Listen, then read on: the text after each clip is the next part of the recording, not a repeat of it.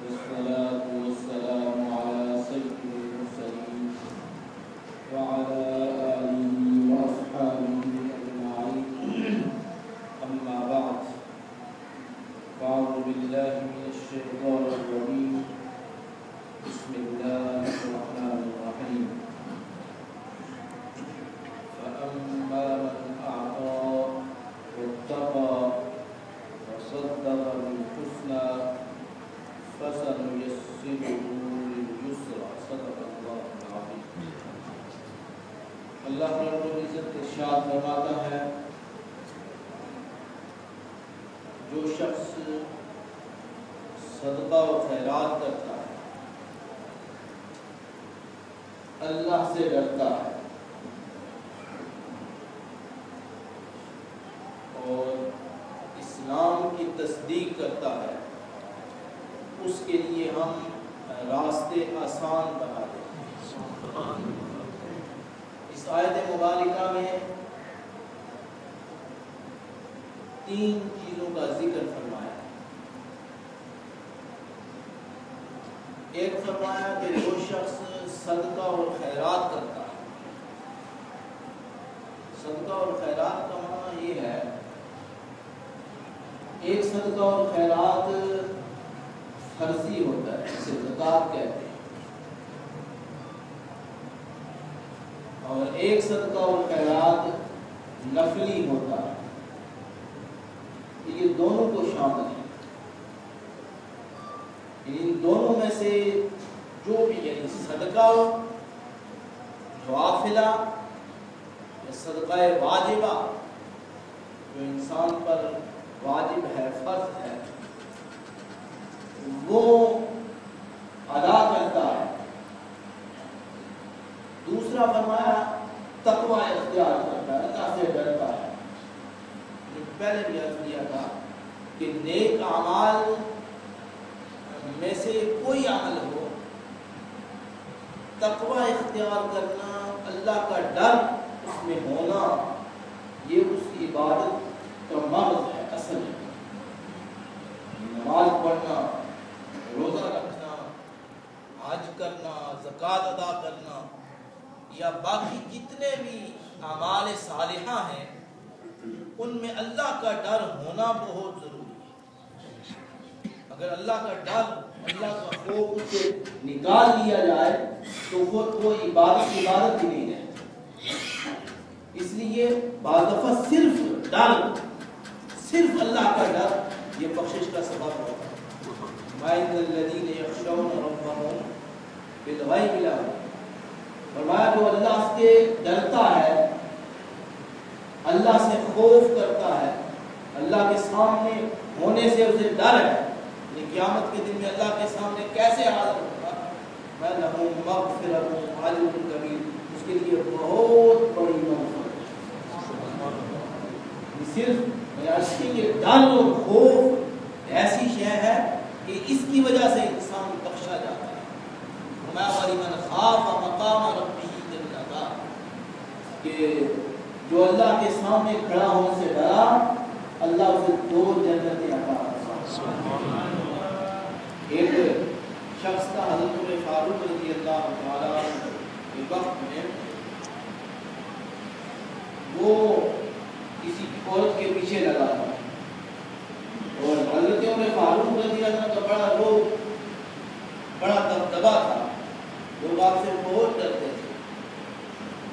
وہ اللہ کے ڈر اور آپ کی ڈر کی وجہ سے وہ فوت ہو گیا،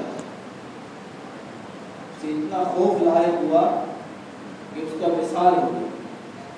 حضرت عمر فاروق رضی اللہ کو پتہ چلا کہ اس کے ساتھ یہ واقعہ ہوا ہے، آپ اس کی قبر پر گئے اور جا کر یہ آیت مبارکہ تلاوت فرمائی، وَلِمَنْ خَافَ مَقَامَ رَبِّهِ جَنَّتَانِ، اے صاحب قبر نوجوان، مجھے یہ بتا کہ اللہ نے قرآن میں فرمایا ہے جو میرے سامنے کھڑا ہونے سے ڈر جائے میں اسے 2 جنتیں عطا فرماتا ہوں، بتا تجھے 2 جنتیں ملی ہیں یا نہیں؟ قبر سے آواز آئی، ہاں میں نے سچ پایا ہے، مجھے اللہ نے 2 جنتیں عطا فرمائی۔ خوف یہ مرکزی چیز ہے، اصل چیز ہے، اور بعض دفعہ صرف ڈر اور خوف کی وجہ سے اللہ بندے کو بخش دیتا ہے۔ لہٰذا ہر عبادت میں اور ہر جو بھی عبادت کی جائے اس میں اللہ کا ڈر، اللہ کا خوف ہونا ضروری ہے۔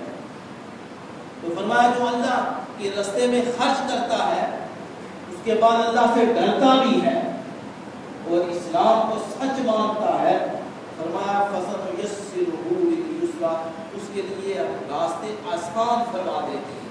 اور فرماتے ہیں علماء اکرام کا معنی کیا ہے کہ فرمایا کہ اس کے لیے جنت کی طرف جانے کے راستے بہت آسان کر دیتے ہیں، وہ آہستہ آہستہ چل کر جنت میں داخل ہو جاتا ہے۔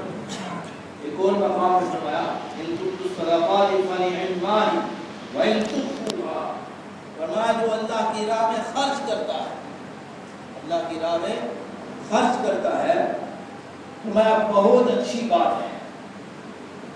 اللہ پاک نے فرمایا بہت فنعما ہی، بہت اچھی بات ہے۔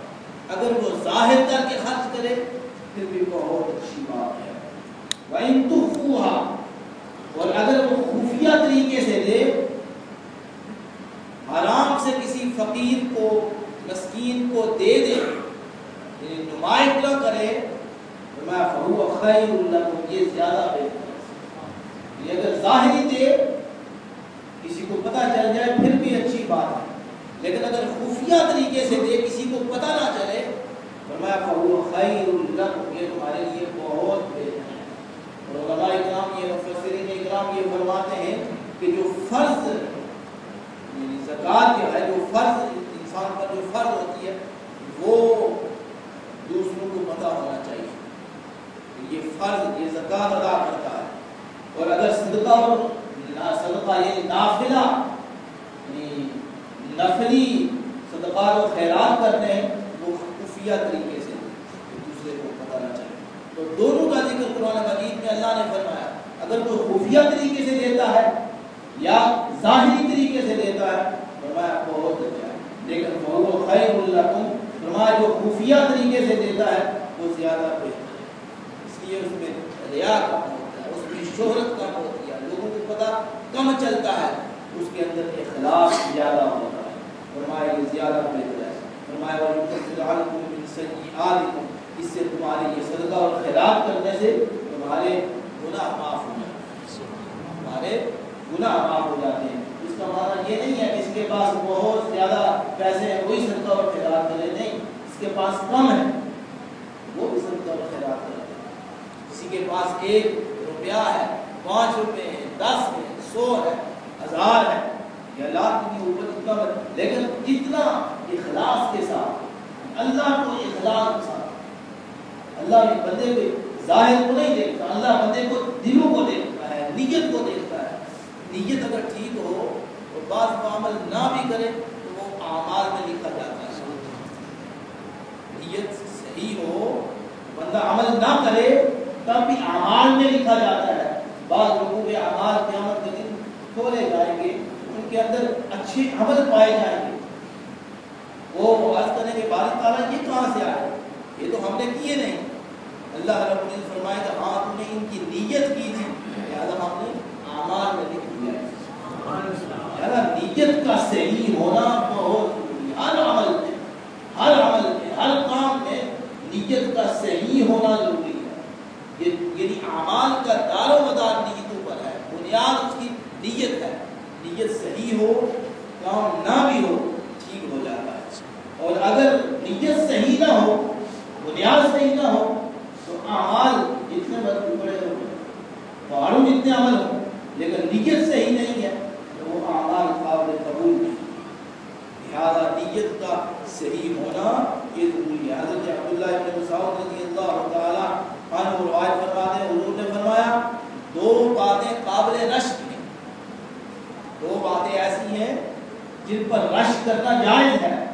فرمایا ایک وہ اللہ نے جسے مال عطا فرمایا ہو اور وہ حق کے راستے میں خرچ کرتا ہے، اس پر رشک کرنا چاہیے کہ یہ آدمی اس کو اللہ نے مال عطا فرمایا اور صحیح راستوں پر خرچ کرتا ہے۔